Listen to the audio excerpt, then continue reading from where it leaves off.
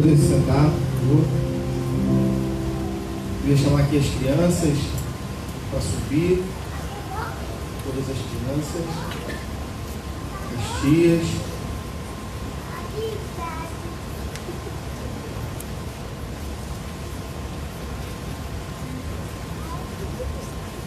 As crianças vão subir de igual modo também para poder escutar a palavra do Senhor, do seu jeito, da sua forma. Estão todas aqui?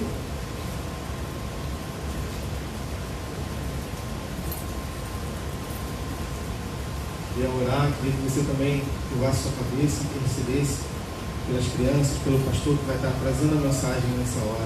Curva sua cabeça, vamos orar ao Senhor. A Ti somos gratos, Pai, pelo privilégio, Pai, de estarmos em Tua casa e juntos, Senhor, unidos, Pai, em comunhão com os nossos irmãos, cantamos louvores a Ti, Pai. Chegamos ao momento, Pai, que o Senhor falará conosco através da Tua palavra, Pai.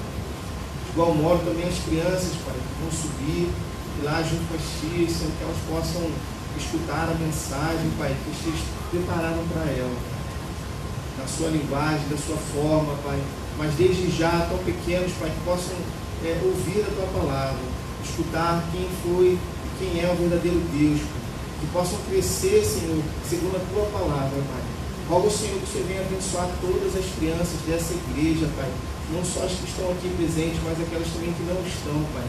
Que possam ser crianças agora, mas no futuro, pessoas adultas tementes ao Senhor. Ó, de igual modo, Pai, rogo ao Senhor que o Senhor venha usar teu servo, Pastor Jackson, que possa trazer a palavra aos nossos corações. Possamos ouvir uma palavra que vem de Ti, Pai. Possamos ouvir, não só ouvir, mas também colocar em prática, Pai. Ó, Pai, muito obrigado. Assim nós oramos em nome de Cristo Jesus. Amém. Amém, graças a Deus. Queridos, abra sua Bíblia, Atos capítulo 21.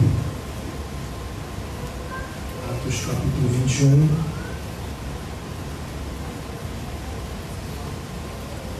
Se você deseja receber a Bíblia para acompanhar a leitura e explicação, levanta sua mão. Nossas meninas já estão aí, ó. Postos. Atos capítulo de número 21. Pega a sua Bíblia, mantenha ela aberta. Mais alguém precisa de Bíblia?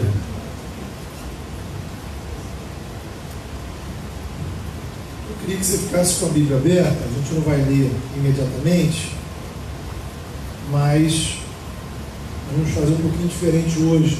A nossa reflexão ela vai abranger do capítulo 21, versículo 1, até o capítulo 22, versículo 21.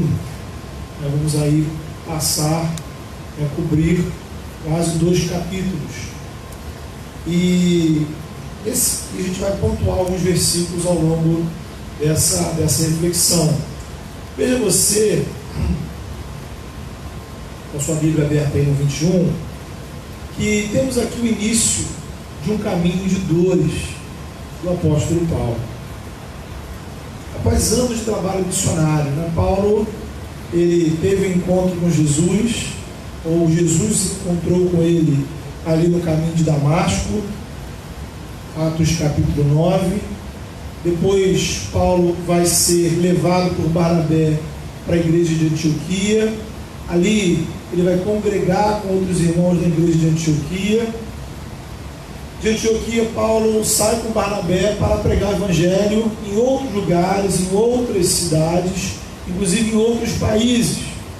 Ele faz uma primeira viagem missionária, uma segunda viagem missionária, uma terceira viagem missionária. E após 3 viagens missionárias, no intervalo aí de quase 15 anos, Paulo agora está indo para Jerusalém.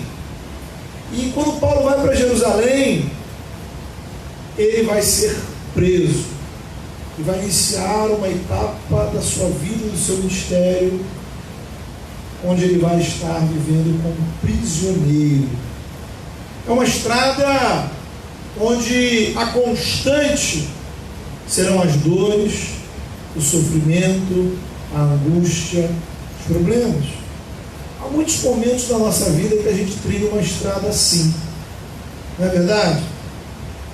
É aquele momento onde você entra na estrada da doença, dos problemas financeiros, dos problemas emocionais, dos problemas familiares. É aquela estrada onde o constante é a dor, a angústia, o sofrimento, os problemas, as dúvidas, diariamente. O que se repete é o medo, a solidão, a dor, todo dia, todos os dias. Mas o Evangelho, ele traz uma perspectiva diferente dessa estrada. Ela existe, ela é real. O Evangelho não nega a realidade dessa estrada. É um Evangelho revelado na palavra. Essa estrada é real. Ser cristão não me impede de entrar nessa estrada. Às vezes eu entro nessa estrada, passo por ela e saio dela. Para algumas pessoas, essa estrada pode ser só uma fase. Para outras pessoas, essa estrada pode ser permanente. Até o fim de sua vida, você vai caminhar dentro dessa estrada. Dizer que para sair dessa estrada basta ter fé, ou é uma questão de santidade, de buscar o Senhor, é sair dos limites da palavra de Deus. Literalmente é heresia, um falso ensinamento. A estrada das dores é a estrada do vale da sombra da morte. Lá no Salmo 23, é o deserto que o povo de Israel passou, são as aflições que Jesus ensinou que teríamos, é o caminho de Paulo ao longo desses capítulos finais do livro de Atos. Cristãos e não cristãos passam por essa mesma estrada, mas o Evangelho te ensina a enfrentar essa estrada de uma outra forma, de uma outra maneira, com uma outra perspectiva. O Espírito Santo nos dá um significado dessa estrada de dores, de lutas. Esse texto nos ajuda a extrair algumas reflexões. Enquanto a gente vai trilhando, percorrendo essa estrada de dor e sofrimento,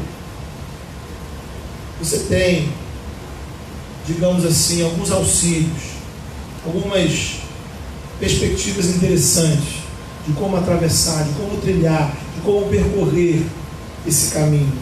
Primeira parte desse texto vai do versículo 1 até o versículo 16.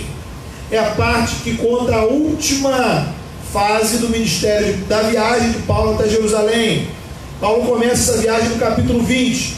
Então lá no 20, ele está ainda na região da Grécia e começa a sua viagem para Jerusalém de barco, tendo várias paradas em várias cidades, sempre com a intenção de encontrar os cristãos e igrejas daqueles lugares.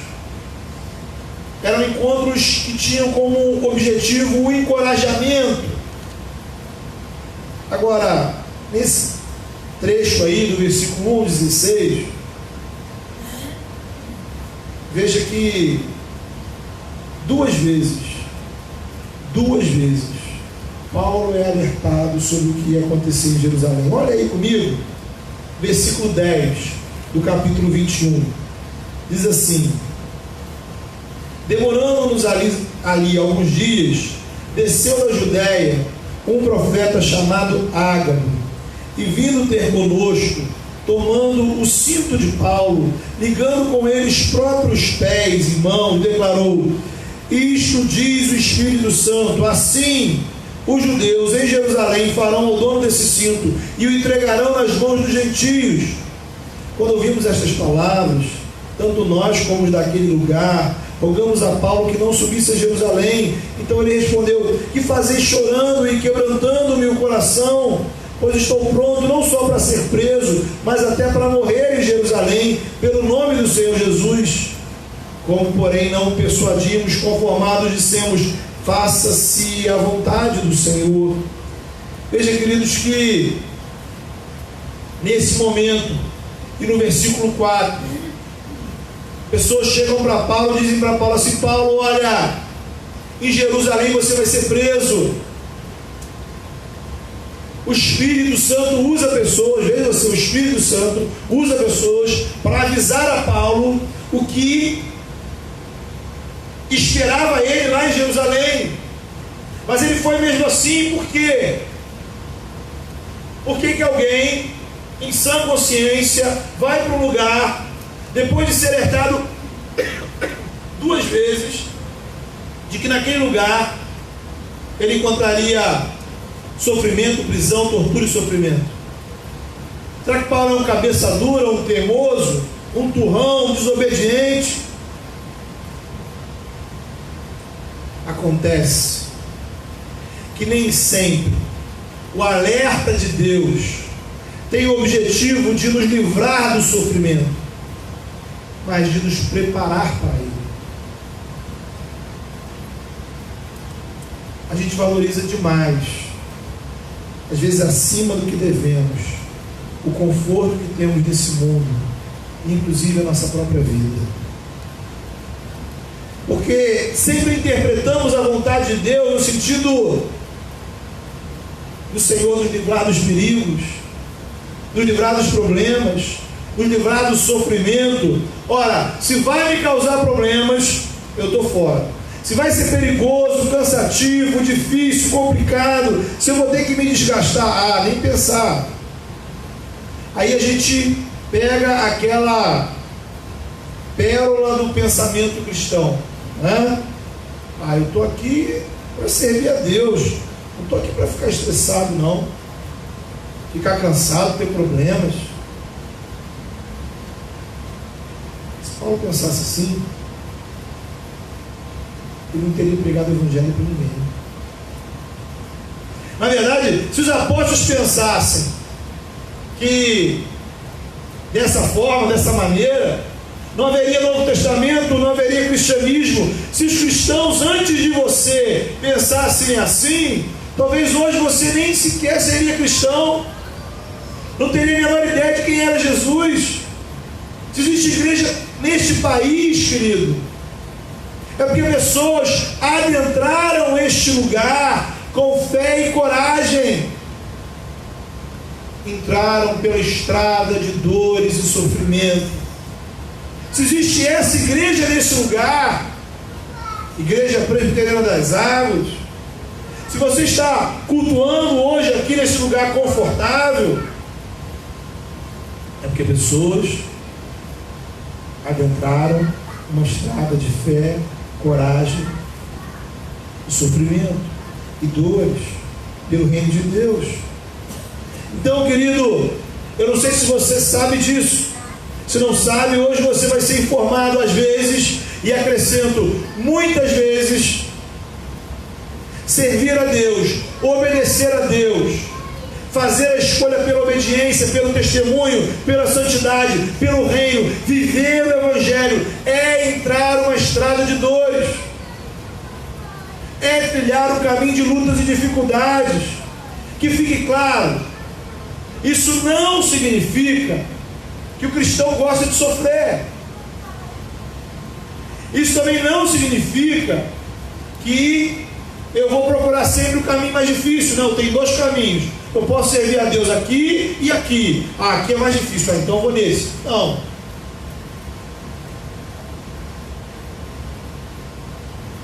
O Evangelho propõe um outro princípio. O princípio do Evangelho é: a obediência a Jesus está acima. A obediência a Jesus é mais importante do que o meu bem-estar pessoal. Entenda. Porque a nossa realidade, né, pode nos enganar. O fato de sermos igreja aqui não tem a ver com as cadeiras, não tem a ver com ar-condicionado, não tem a ver com um prédio ser legal. Eu Estou aqui por obediência. Não sei você. Somos igreja aqui por isso. Óbvio, né? Melhor que a gente não precisa sentar no chão. Glória a Deus porque tem ar-condicionado.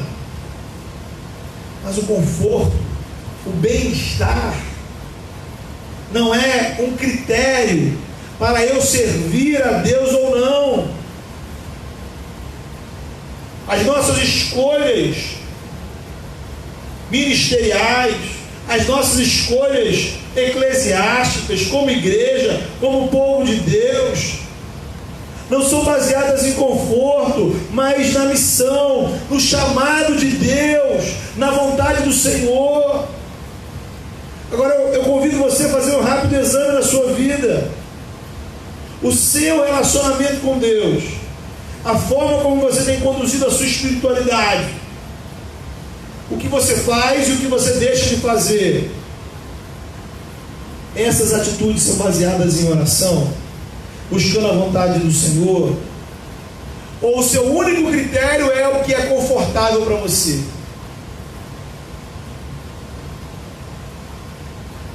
Lembre-se, ser cristão é tomar a cruz.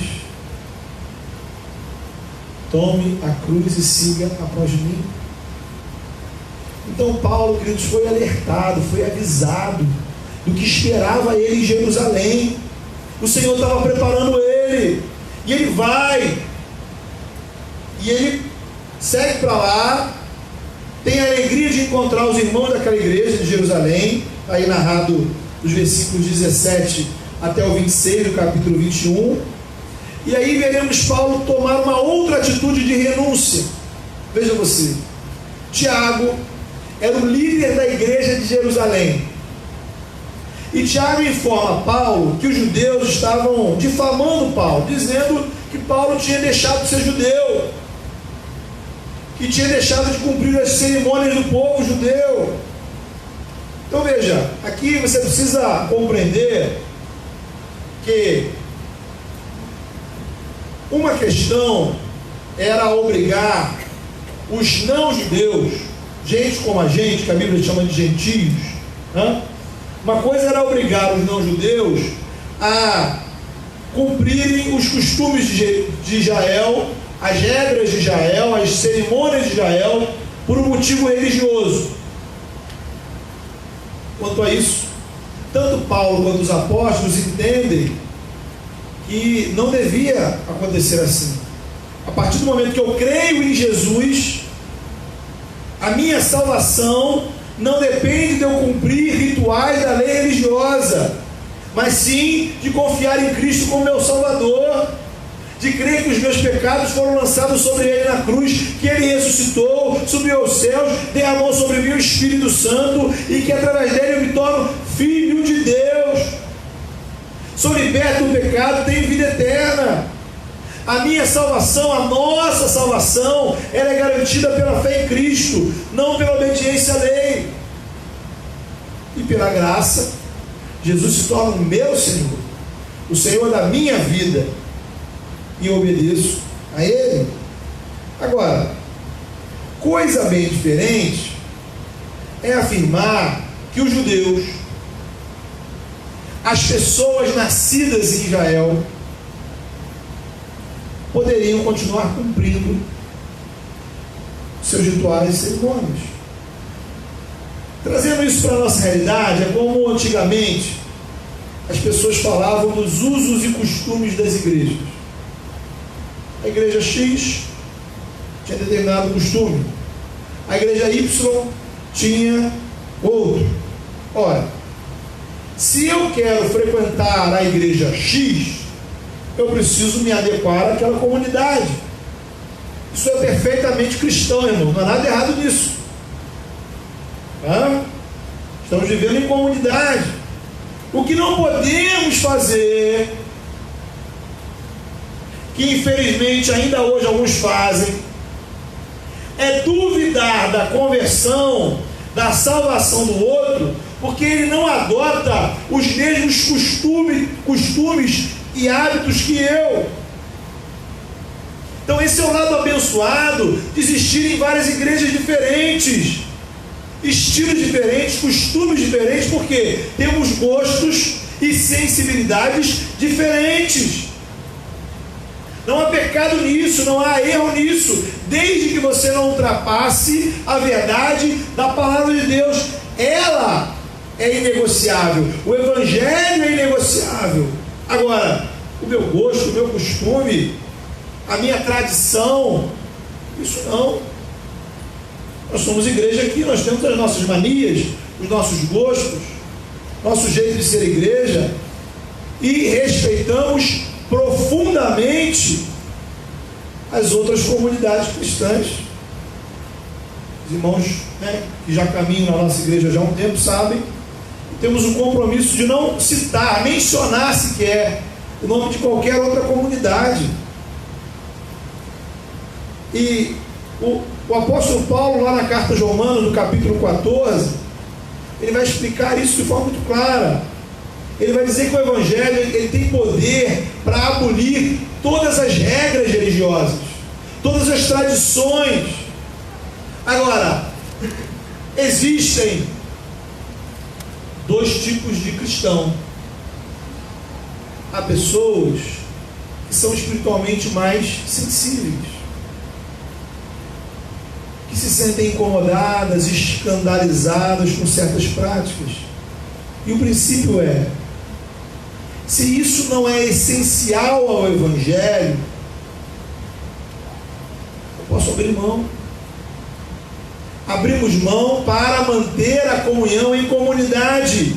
Esse é outro aspecto da estrada do cristianismo. Veja você, esse lugar onde a gente só faz o que quer, o que importa, sou eu, a minha vontade, a minha liberdade, o meu prazer, esse lugar provavelmente vai ser sua casa, só lá.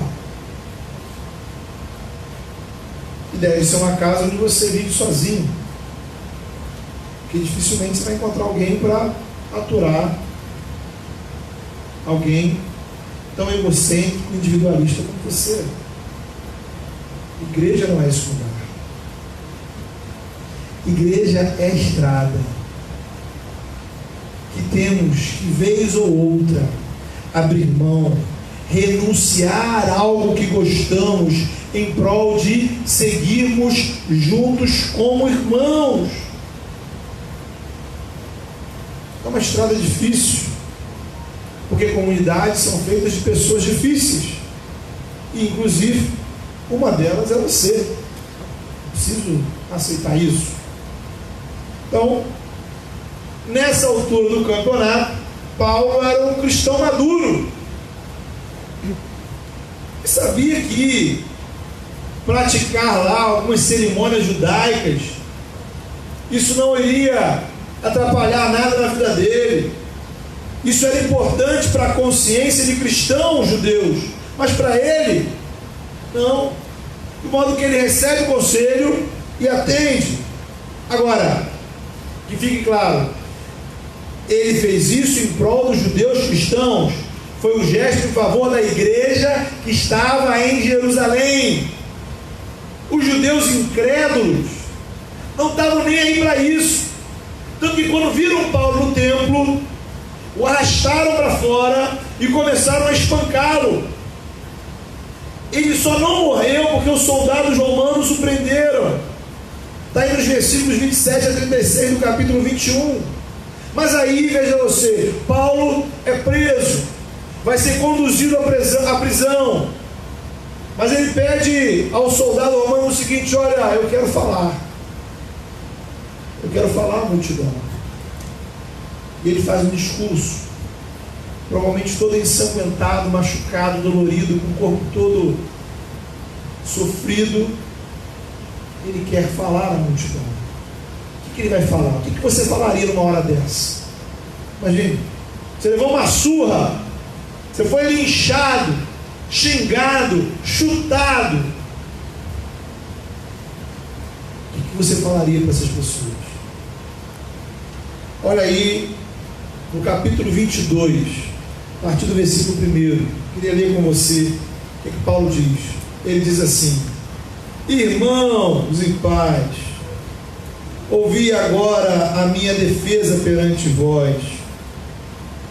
Quando ouviram que lhes falava em língua hebraica, guardaram ainda maior silêncio e continuou: eu sou judeu, nasci em Tarso da Cilícia, mas criei-me nesta cidade, e aqui fui instruído aos pés de Gamaliel, segundo a exatidão da lei de nossos antepassados, sendo zeloso para com Deus, assim como todos vós o sois no dia de hoje.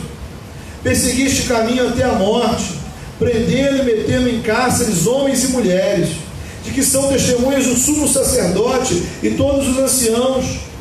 Destes recebi cartas para os irmãos, e ia para Damasco no propósito de trazer manietados para Jerusalém os que também lá estivessem, para serem punidos. Ora, aconteceu que, indo de caminho e já perto de Damasco, quase ao meio-dia, repentinamente grande luz do céu brilhou ao redor de mim. Então caí por terra, ouvindo uma voz que me dizia: Saulo, Saulo, por que me persegues? Perguntei: quem és tu, Senhor? Ao que me respondeu: eu sou Jesus o Nazareno, a quem tu persegues. Os que estavam comigo viram a luz, sem contudo perceberem o sentido da voz de quem falava comigo. Então perguntei: que farei, Senhor? O Senhor me disse: levanta-te, entra em Damasco, pois ali te dirão acerca de tudo o que te é ordenado fazer. Tendo ficado cego por causa do fulgor daquela luz, guiado pela mão dos que estavam comigo, cheguei a Damasco. Um homem chamado Ananias, piedoso, conforme a lei, tendo bom testemunho de todos os judeus que ali moravam, veio procurar-me e, pondo-se junto a mim, disse: Saulo, irmão, recebe novamente a vista. Nessa mesma hora recobrei a vista e olhei para ele. Então ele disse: o Deus de nossos pais de antemão te escolheu para conheceres a sua vontade, veres o justo e ouvires uma voz da sua própria boca, porque terás de ser sua testemunha diante de todos os homens das coisas que tens visto e ouvido. E agora, por que te demoras? Levanta-te, recebe o batismo e lava os teus pecados, invocando o nome dele. Tendo voltado para Jerusalém, enquanto orava no templo, sobreveio-me um êxtase, e vi aquele que falava comigo: apressa-te, sai logo de Jerusalém, porque não receberão o teu testemunho a meu respeito. Eu disse: Senhor, eles bem sabem que eu encerrava em prisão e nas sinagogas açoitava os que criam em ti. Quando se derramava o sangue de Estevão, tua testemunha, eu também estava presente, consentia nisso e até guardei as vestes dos que o matavam. Mas ele me disse: vai, porque eu te enviarei para longe aos gentios. Queridos, então não se perca. Vamos lá, vamos recapitular. Paulo está na fase final do seu ministério. Paulo está na Europa, depois de anos de trabalho missionário. Ele entende que o Senhor fala para ele voltar para Jerusalém. Ele está indo para Jerusalém. Ele é alertado de que em Jerusalém seria preso. Então ele já sabe o que o espera. Está entendendo? Mas ele entende que o Senhor está o alertando para o preparar. Então ele, com convicção espiritual, vai para Jerusalém. E isso a gente entende que servir ao Senhor muitas vezes é uma estrada, um caminho de dores e sofrimento, onde somos alertados, mas não podemos ser nessa estrada. Ele vai para Jerusalém. Chegando lá, ele faz uma concessão aos cristãos judeus, porque ser cristão é abrir mão em favor de outros. E agora ele é espancado, linchado, preso, mas ele fala aos cidadãos judeus dizendo esse discurso que acabamos de ler. O que isso nos ensina? Primeiro aspecto desse discurso é como é que Paulo descreve o seu passado. Eu queria te chamar a atenção para isso. Ele diz assim: olha, eu já estive no mesmo lugar que vocês estão hoje. Olha que interessante. Eu também era zeloso pelas leis e costumes judaicos como vocês. Eu odiava os cristãos assim como vocês odeiam. Na verdade, os líderes de vocês podem dar testemunho de como eu era. Preste atenção numa frase, está aí no seu texto. Ele diz assim: eu era tão zeloso por Deus quanto vocês. Paulo está falando para a gente que não era cristã. Eu era tão zeloso por Deus quanto vocês são hoje. O que é interessante aqui? Veja, Paulo não critica os judeus. Paulo não ataca o comportamento deles. Paulo não discute: ora, vocês são os incrédulos, pecadores. Não. Paulo se coloca no lugar deles. Lembra, eu já ocupei esse lugar. O mais importante, Paulo descreve a sua conversão, é como se ele dissesse assim: olha, eu não tenho culpa de ser cristão. Não foi eu que me converti. Não foi eu que fui atrás de Jesus. O Senhor me encontrou. Jesus me encontrou. Ele me chamou. E a partir daí a minha vida mudou. Queridos, isso nos ajuda a pensar na nossa situação diante de outras pessoas que não são cristãs ou que praticam outras religiões. Antes de mais nada, não somos melhores do que ninguém, porque um dia estivemos onde hoje eles estão. Entende? Nem todo mundo teve o privilégio de crescer em um lar cristão. Alguns cresceram e se afastaram. O ponto é, se você está aqui hoje, isso é por causa da graça de Deus. Um dia o Senhor te alcançou, Ele te encontrou. Exatamente como Paulo, essa frase eu acho espetacular, sensacional. Eu não tenho culpa de ser crente, não tenho mérito.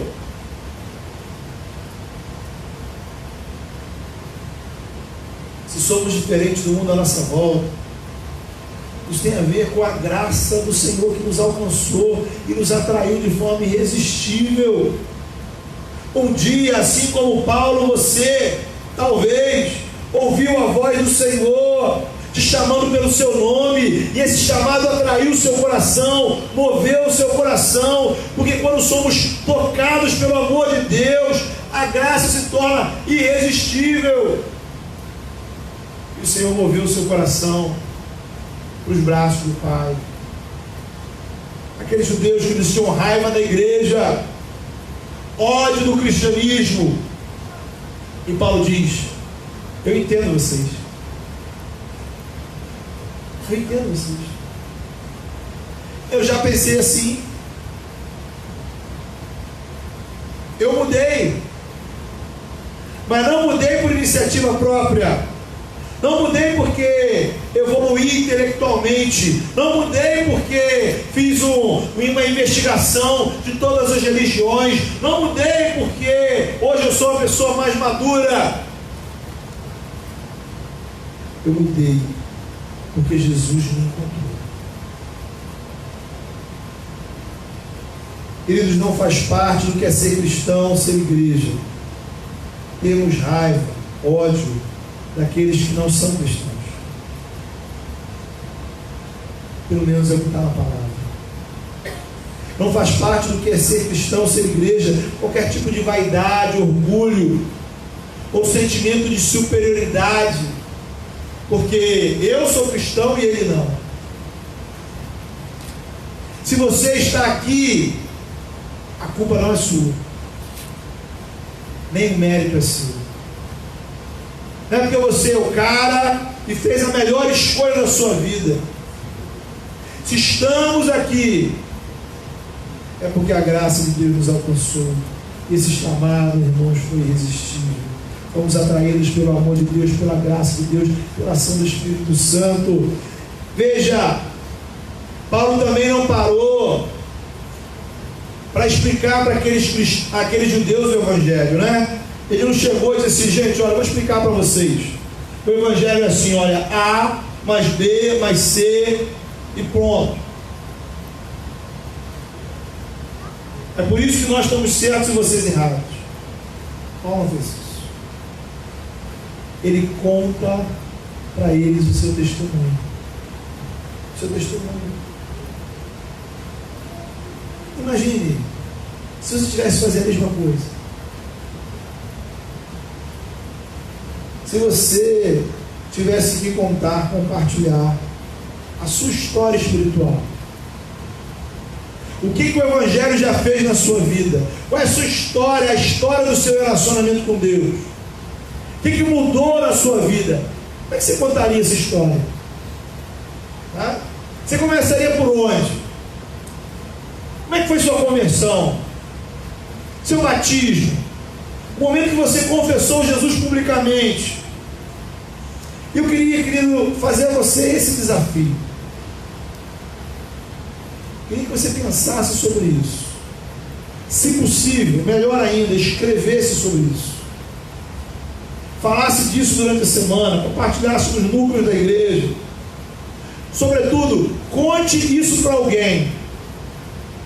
Seu desafio essa semana é contar o seu testemunho para alguém. Fulano, olha, o negócio é o seguinte: a minha história espiritual, a história da minha caminhada com Deus foi assim: um dia Jesus me tocou, um dia eu mudei de vida, um dia eu passei a acreditar no que não acreditava, um dia eu passei a fazer o que eu não fazia, um dia algo me atraiu de forma irresistível, um dia o Senhor moveu o meu coração e eu senti um desejo irresistível, incomparável de estar na presença dEle. Não fazia sentido, não tem sentido, não tem lógica. É muito importante você aprender a recontar a sua história espiritual. Isso é trazer à memória o que pode dar esperança, sabe? Lembrar onde você estava quando a graça de Deus te encontrou, o que mudou na sua vida, como mudou, que experiências espirituais você tem tido ao longo dos anos. Quando você experimentou, sentiu, sabe, o coração arder pela primeira vez. Hoje de manhã, na hora da ceia, eu relembrava a passagem dos discípulos no caminho de Emaús. E é algo muito interessante aquela passagem, porque são dois discípulos andando, eles conversando sobre Jesus, com Jesus, sem saber que era Jesus, né? E lá pelas tantas, o texto diz que Jesus parte o pão, os olhos deles se abrem, eles se dão conta que é Jesus. Jesus desaparece, e aí eles dizem um para o outro: ora, porventura não nos ardia o coração quando ele nos expunha as Escrituras? Qual foi a última vez que o seu coração ardeu? Qual foi a primeira vez que o seu coração se empolgou com a graça? Como é que de lá para cá tem sido sua caminhada? Você deixou de viver esse amor, as coisas esfriaram? Em algum momento você abandonou esse amor? Será que o seu relacionamento com Deus amadureceu, progrediu? Ou de lá para cá sua vida espiritual estagnou, está indo de ladeira abaixo? Queria muito que você fizesse esse exercício essa semana, de verdade, porque eu tenho certeza que essa reflexão vai te abençoar profundamente. Qual é a sua história? Faz uma retrospectiva, a sua história. E, se possível, Compartilhe isso com alguém. Converse com alguém. A minha história espiritual é essa. E aí, a gente vai encontrar um outro detalhe interessante aqui nesse discurso, né? Porque o Evangelho é um caminho de lutas, é um caminho de dores, porque muitas vezes a gente tem que ir para um caminho de sofrimento e não há escapatória. É um caminho onde a gente tem que abrir mão. É um caminho onde às vezes a gente tem que compartilhar o Evangelho depois de ser espancado. Veja você. Mas aqui nós temos também uma das maiores dores na vida de Paulo. Uma das maiores crises na vida de Paulo, que era a reação do seu povo ao Evangelho. O livro de Atos narra como os judeus detestavam o cristianismo e como os romanos, que não eram cristãos, obviamente, eram simpáticos a Paulo. Os versículos 17 a 21 mostram que assim que Paulo se converteu, ele tem um momento de oração onde ele diz para o Senhor: Senhor, eu quero pregar para o meu povo, porque quando eu contar para eles a minha história, eles sabem quem eu sou, quem eu era e como o Evangelho mudou a minha vida, o meu testemunho será impactante, eles vão acreditar.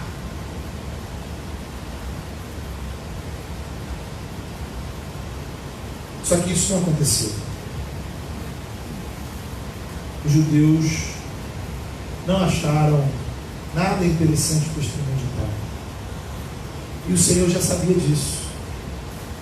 Por isso Deus o manda evangelizar os gentios, outros povos, não judeus. Isso foi muito dolorido para Paulo. Lá na carta aos Romanos, no capítulo 9, de uma forma apaixonada, Paulo diz o seguinte: olha que frase. Se eu pudesse, diz Paulo, se fosse possível, ele trocaria a salvação dele pela salvação do seu povo. Paulo era apaixonado pelo seu povo. Paulo era apaixonado pelo Evangelho. Mas o Senhor mostrou que a missão dele era alcançar outras pessoas. A estrada do Evangelho, às vezes, faz com que pessoas queridas se afastem da gente. Algumas pessoas, inclusive, ficam contra você. Não aceitam. Não aceitam a sua mudança espiritual, não aceitam o caminho espiritual que você está seguindo. Mas veja, Jesus ensinou que, inclusive, isso pode acontecer dentro da sua casa, na sua família. Amigos íntimos, pessoas queridas que te deixam de lado. Não tem como evitar. O Evangelho tem custos.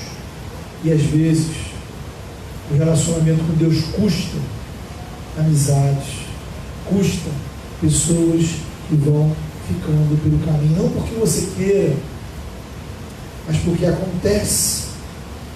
Não quer dizer que a gente vai desistir de ninguém. Nosso papel como Paulo é continuar orando, intercedendo, clamando pela transformação espiritual da vida delas.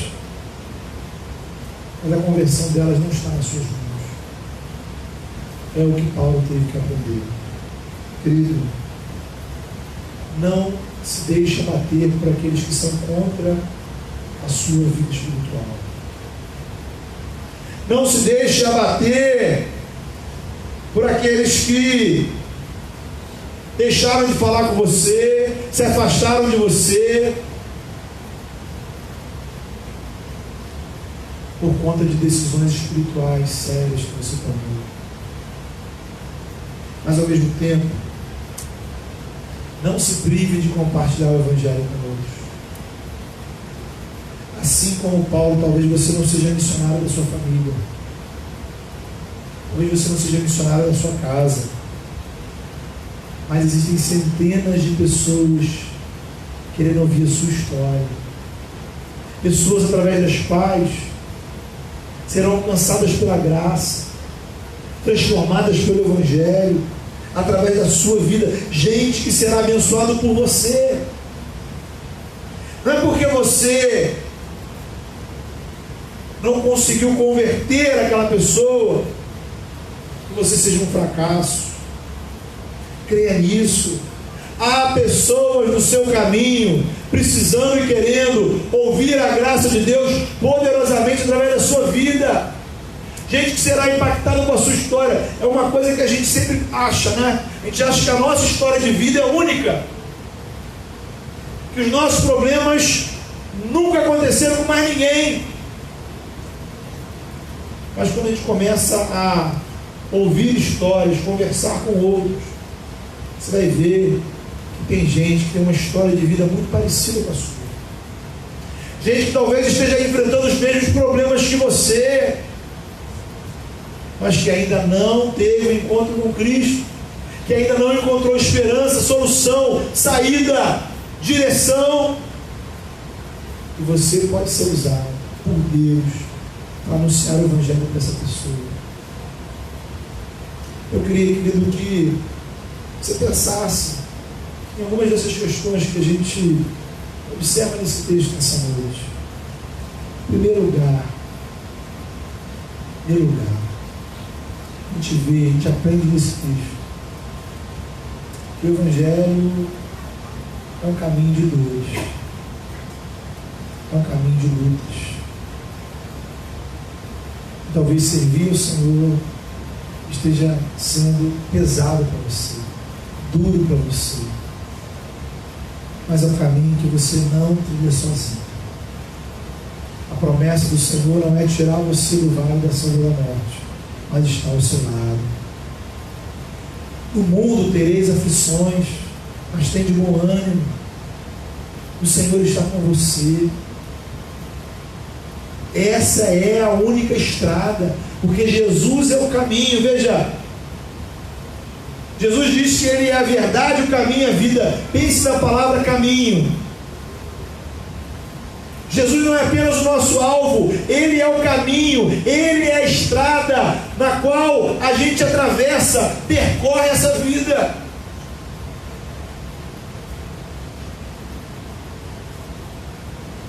Pense como a gente às vezes precisa aprender a ter uma dimensão do reino, a não criticar o outro, a não julgar o outro, porque tem um hábito, um gosto, um jeito diferente do nosso.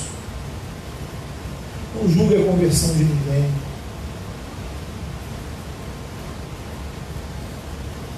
Aprenda a abrir mão daquilo que não é essencial em favor da comunhão, porque isso é ser cristão.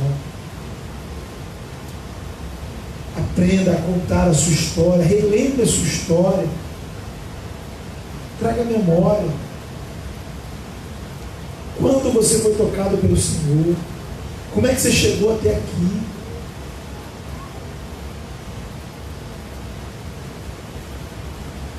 Feche seus olhos, coloque a sua vida diante do Senhor nessa hora.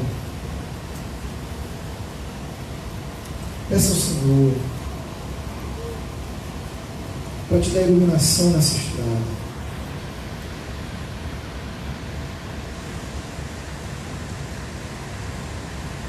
Ah, Senhor, em nome de Jesus,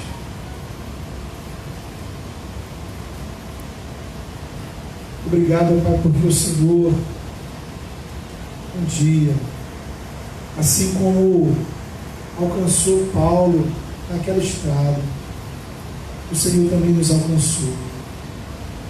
Nessa noite, ó Pai, nós declaramos que não há em nós nenhum mérito, ó Pai, pelo fato de estarmos aqui. Se estamos aqui, a culpa não é nossa. Se estamos aqui, Senhor, a virtude dessa escolha não é nossa. Foi a Tua graça, somente a Tua graça. E nós glorificamos o Teu nome, porque a Tua graça é melhor do que a vida, Senhor. Louvado seja o Teu nome, porque o Senhor, ó Pai, nos alcançou, nos encontrou. E se, Senhor, alguém chegou aqui nessa noite, alguém ouve a Tua palavra nessa hora, e ainda não viu o Senhor chamar o seu nome. Que nessa noite, Senhor, a tua palavra chegue aos ouvidos, aos corações, às almas, ó Deus, de modo, Senhor, que os teus servos ouçam a tua voz e possam, Senhor, se prostrar diante de Jesus, possam se prostrar diante de Cristo. Deus amado, em nome de Jesus, traz à memória, Senhor, a história do nosso relacionamento com o Senhor. Nos faz lembrar, Senhor, de quem nós éramos, de quão errado nós estávamos, de quantos erros já acumulamos ao longo da vida, mas da tua misericórdia, da tua graça, que nos acolheu, que nos tratou, que nos guiou. Louvado seja o teu nome, Senhor. Que a gente tenha, Senhor, plena consciência da nossa história com o Senhor. E que possamos, ó Pai, ter fé e coragem de compartilhar essa história com outros. Senhor, nos dá fé e coragem de viver o caminho do Evangelho. Que a gente não possa, Senhor, usar como critério e condição o nosso bem-estar, o nosso conforto, o que é favorável para a gente, mas que a gente possa usar a obediência ao Senhor, o desejo de te servir, como único critério das nossas escolhas e decisões. Senhor, nos dá o entendimento, Senhor, de que às vezes o Senhor nos chama para falar não para aquelas pessoas que a gente quer falar, mas falar, Senhor, para aquelas pessoas que o Senhor quer que a gente fale. Dá-nos, ó Pai, a graça de enxergar, a coragem e a fé de sermos usados pelo Senhor. Ó Deus, às vezes a gente traz no coração o desejo de pessoas queridas se convertam. Às vezes a gente traz no coração a tristeza daquelas pessoas, ó Pai, que nos atacaram, que nos criticaram, que se afastaram de nós por conta das nossas escolhas. Nos ensina a entregar tudo ao seu Senhor, ó Pai, e servir ao Senhor, sabendo que cabe a nós apenas te obedecer, e o Senhor é quem transforma corações. Renova-se o nosso ânimo, a nossa alegria, a nossa fé, a nossa coragem de seguir esse caminho e testemunhar e dar testemunho da tua obra em nossas vidas. Estejamos prontos a falar do que o Senhor já fez e tem feito em nosso meio. Em nome do teu Filho Jesus. Amém.